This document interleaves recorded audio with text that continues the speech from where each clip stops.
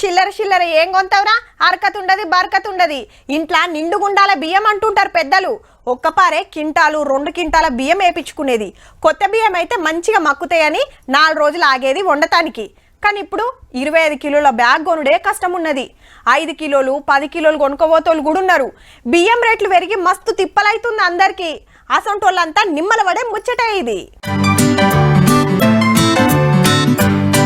భాగ్యనగరంలకు భారత్ బియ్యం వచ్చినాయి కిలో 29 రూపాయలే మార్కెట్ లా బియ్యం రేట్లు పెరిగినాయని అగ్వకే సెంటర్ సర్కార్ సప్లై చేస్తుంది గీ బియ్యం 2 నెలల కిందనే అమ్ముడు చాలు చేస్తే మనకాడికి వచ్చే వరకు జరంత ఆలస్యమైంది అన్నట్టు 2 వారాల సంది దుక్నాలల్లో తెప్పించి అమ్ముతున్నారు హైదరాబాద్ లా 24 సెంటర్లు తెలంగాణ అంతటా ఇంకో 24 రైస్ డిపోల్లో దొరుకుతున్నాయి భారత్ బియ్యం 300 బ్యాగ్స్ తెప్పించాము అవి అయిపోయినాయి మళ్ళా మొన్న 150 బ్యాగ్స్ ఇంకా ఎక్కువ తెప్పించినాము డైలీ యావరేజ్ గా 30 బ్యాగ్స్ దాకా డైలీ పోతున్నాయి కిలో 29 లెక్క 10 కిలోల బ్యాగ్ ప్యాకింగ్ చేసి ఇస్తున్నారు 290 రూపాయలు ఇస్తే బ్యాగ్ ఇస్తారు ఆధార్ కార్డు చూపించి కొనుక్కోపోవాలి అంగట్ల బియ్యం మస్తు రేటు ఉండే వరకు చాలా మంది తీసుకోబోతున్నారట మాక్సిమం అయితే ఒక్కొక్క